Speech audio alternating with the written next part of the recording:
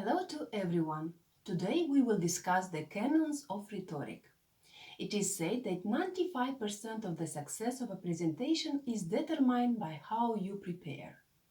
The 5 canons of rhetoric are the general principles you can use to evaluate or judge how a speech is prepared. These principles have been known since the time of Cicero, and some teachers use them to evaluate students' speeches. But for us, they can become a practical guide to public communication. The first canon is invention. This describes the behind-the-scenes research of gathering materials, stories, information, and other content that you might include in a message. A way to think about choosing what information to include in your speech. There are countless options, but you need to research and make some decisions. Usually, when a presentation seems easy and simple, it is a sign that the speaker has not invested much time in the invention. The second one is the arrangement. You should arrange your arguments, points, and main ideas. You need to decide how to order your ideas and choose the best way to design and organize a message. We could compare this process to arranging the furniture in a room. Bring in the furniture and move it around until everything is in the right place and the arrangement makes sense. A good arrangement will help listeners absorb your message. For a persuasive speech, it is advisable to structure your main points in the message by problem, solution, and benefits. They are conventional points for a persuasive message that has a natural logic. Some speakers are hard to follow because they have not structured their message logically. So it is good to practice and present it out loud. The third is style. It describes the language choices you make. Language is one of the key ways that establish the level of formality. It conveys emotion. The style shapes the entire tone of the message.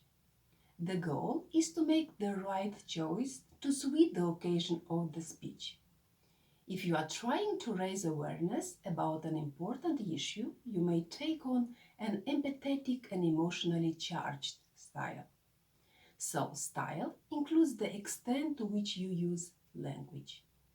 These choices are determined by the occasion, why you have been asked to speak, your strengths as a speaker, and a sum of other variables.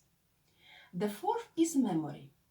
The term memory describes the ability of the speaker to remember what he intends to say. It takes time, practice, discipline to learn and to internalize the message and all the information in it. But the term memory does not necessarily mean memorizing everything word by word. Most of the presentations are not memorized, as it would be extremely boring for the listeners. I don't recommend learning by heart. It will sound robotic. You need to practice out loud to memorize the goal and the main objectives of the message. Good structuring of the speech will make memorization easier. And the fifth is the delivery of the message. This gets most of the attention.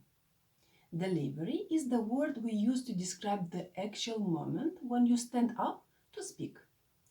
And since you've already created the message, delivery typically involves non-verbal elements, such as eye contact, gestures, posture, volume of the voice, how fast or slow you speak, and how clearly you articulate and emphasize words. If the delivery is good, it will emphasize the ideas and increase the sense of urgency of the message. If the delivery is poor, words and non-verbal language will be a huge distraction that diminishes the impact of the message. That's why you have to practice to get comfortable. As I said, 95% of the how well a presentation goes is worked out beforehand as you practice. Practicing 10 times will definitely strengthen your delivery skills. These canons are the foundation of a speech, but public speaking techniques will help you prepare and deliver an outstanding presentation. For finding out more about them, watch next video. See you.